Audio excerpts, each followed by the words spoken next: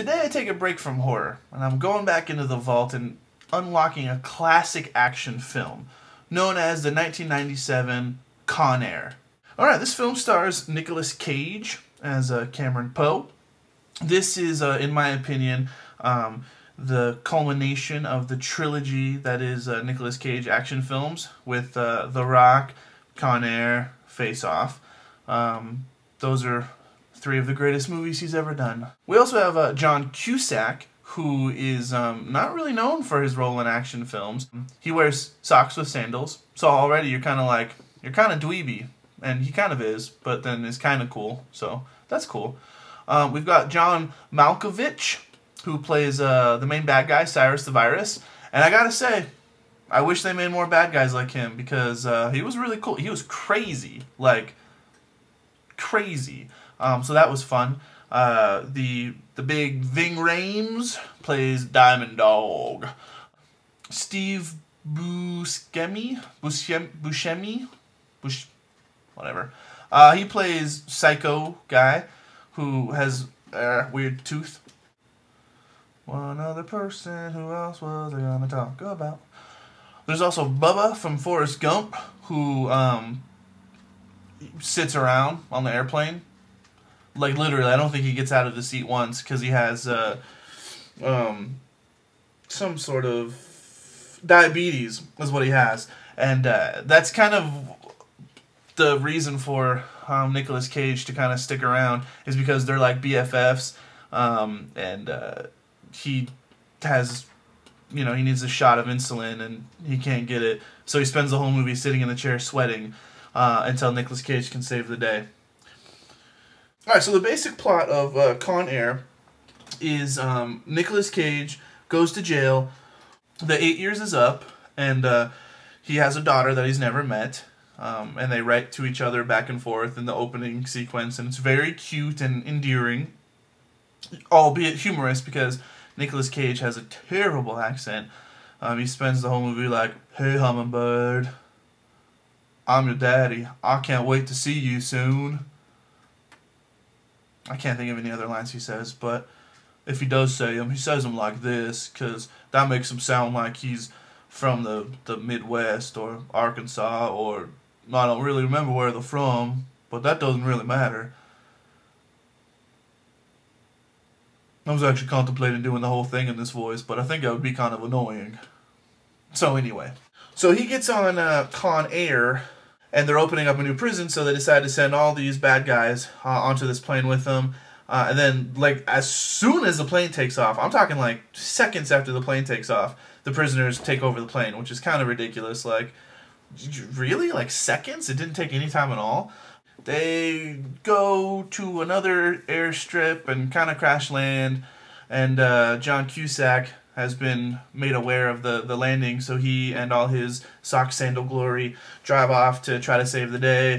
Some people come, there's lots of explosions and stuff, and then they get back on the plane and take off, but it's not, you know, it's not going too well, and so they have this huge fight, and the helicopters are shooting, and they're shooting, and some people die, some people don't, and then they crash in Las Vegas, like on the Strip, and you know, wreak some havoc on the Strip. They get out, whew, should be done, but then Cyrus the Virus and Ving Rhames and someone else escapes on a fire truck, thus making John Cusack and Nicolas Cage jump on cop cars and follow them, and then you go to the end of the movie. Sure, the plot seems really simple and thin, but I will say this, it's an action film, and I loved every minute of it. I do have to say one kind of big complaint, though, and this kind of drives me crazy a lot of times in movies. I don't know why they can't just show the Vegas Strip the way it is. Apparently it's not flashy enough, and they shove all of the Strip into like one little block. They crash like right kind of past the Stratosphere, so if you know the Las Vegas Strip, the Stratosphere is at one end of it, and they kind of go all the way through until eventually they reach the Sands, which is kind of toward like the other end of the Strip. So then, okay, so now they're on the other end of the Strip. That makes sense. So then when they get on the fire truck, they like turn the corner, and all of a sudden they're in the Fremont Street Experience, which is downtown, which is behind the Stratosphere. And then they drive through a tunnel, which this tunnel does not exist in Las Vegas. They drive through a tunnel. At the end of the tunnel, they end up in front of like Madame Tussauds, which is back on the other end of the strip. Crash through this thing, and Cyrus lands into a rock crushing facility where there's a facility that literally looks like it's built to only crush rocks. Yeah, that doesn't exist either. So that was kind of weird. This being an awesome action flick from the 90s, there's some great lines. Someone says like, F you, trailer trash. I don't want to say the F-bomb because maybe there's kids watching, you know, out of my 4 subscribers I have. I don't know. He says, F you, trailer trash. And then Nicolas Cage's response is, hey, my mama lives in a trailer. You got him there, Nicolas Cage. Woo! Owned. And then at the end, Bubba gets shot, and he's like, I'm thinking there ain't no God. Like, he don't exist. And then Nicolas Cage stands up, and then Bubba's like, where you going? And he's like, to prove that God does exist. And then he goes and crashes the plane in Las Vegas. I'm not really convinced that that is proof of God's existence. But you know what? You saved his life, so good job, Nicolas Cage. At the end of this movie, every single time I've watched it before this, I've teared up a little bit. And I'm not the only man that I know that this has happened to. Because, you know, the whole movie he's trying to get to his wife and his little girl. And he finally is there, and there's flashing lights, and she's standing like all cutesy behind her mom. And then he's like, got this nasty bunny, and he's like, I got you this bunny.